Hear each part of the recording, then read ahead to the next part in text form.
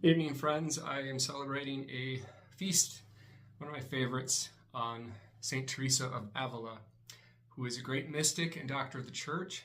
She reminds us that holiness is not reserved for just the few, but offered to all. St. Teresa lived in the 16th century Spain, and her wisdom, her charism is pretty timeless in the church. She helped reform the Carmelite order in the 1550s, and she taught us that prayer is simply an intimate sharing between friends. I love that thought because in my prayers as a priest, there truly is relationship and intimacy between God and myself, and not just God, but the angels and saints as well. And so I've talked about that at other videos on the channel, and lifting the heart and mind to God. And in a very distracted age, we need it more than ever. And so Teresa of Avila, referred to as the big flower, calls us back to interior silence, which she refers to as the interior castle, where the divine, the Holy Trinity, dwells within our souls. She was a remarkable woman who helped, again, reform the order. She wrote spiritual masterpieces. She's a doctor of the church for a reason. She founded 17 convents, all the while suffering poor health. So she's one of my heroes. When I'm struggling with my health or I'm trying to do stuff, they backfire sometimes, and she's just one of my dear saints. We are contemplatives in action, and St. John of the Cross and Teresa of Avila helped pen those terms, where in her writings she teaches that sanctity combined with contemplation, with action, and mystical prayer becomes practical service, she says. So yeah, she faced doubts and doubters. She struggled with distractions in prayer as well. So if you find yourself struggling, that's okay. That's part of the process. I struggle often. And she knew spiritual dryness well.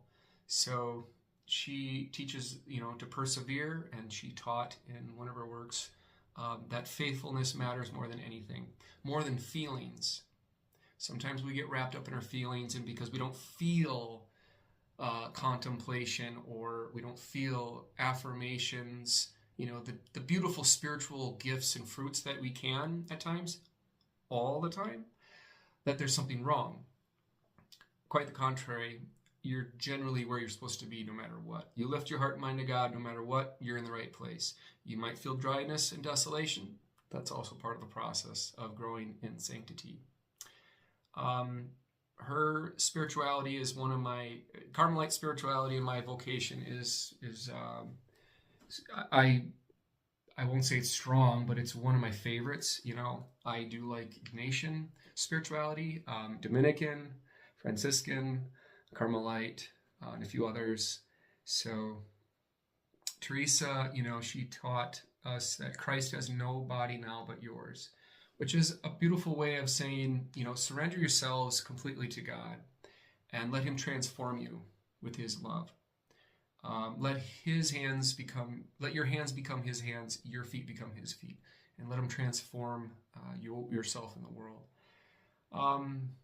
So her spirituality, the interior castle, and her other works, her autobiography, are beautiful examples of how, this one saint, one soul, had a path to holiness. And at its heart lies prayer. And specifically for her, she taught contemplative prayer, which is silence in God's presence, silent adoration. It's really easy, actually. You don't have to do much. You just have to be present and sit still, which is really hard for people nowadays.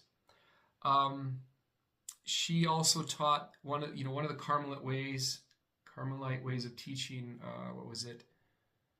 Detachment from worldly things and concerns, not just material objects, but worldly concerns. You know, if there's things going on in the world, just try to detach from them. And it's not really escape, but rather it's like a proper ordering of those things, she would say. Teresa understands also, I'm trying to think of the things I studied before this. This she taught stripping away certain goods, certain securities, you know, certain things that are natural, like even food,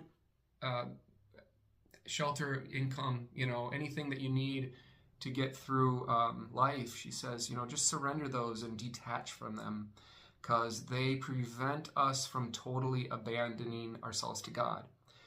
It's not easy, and it's really not just, it's a process and more of a way of spiritual growth. It's not, you can't really be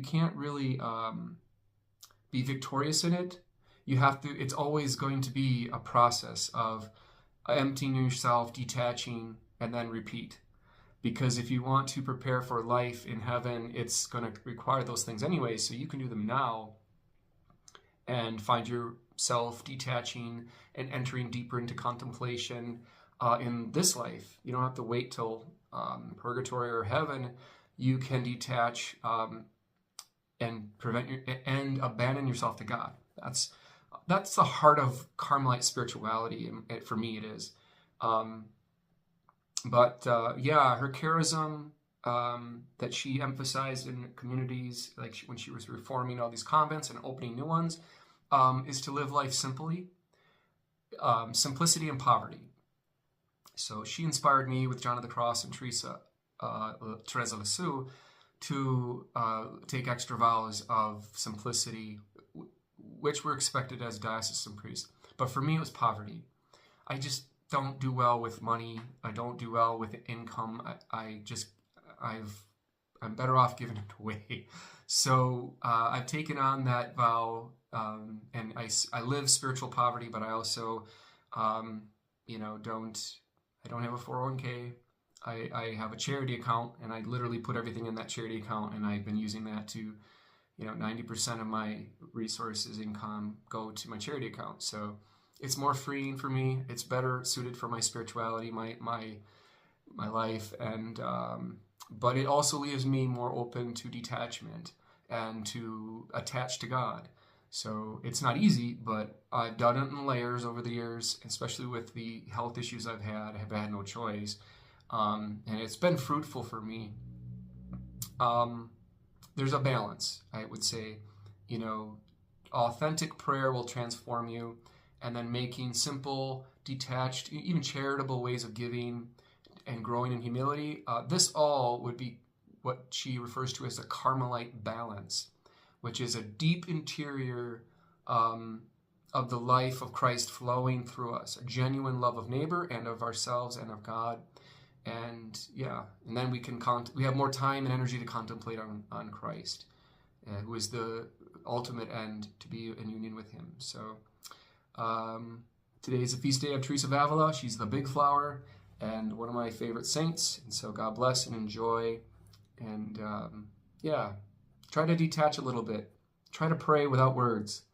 Try 30 minutes of silence and see where the Lord takes you. God bless.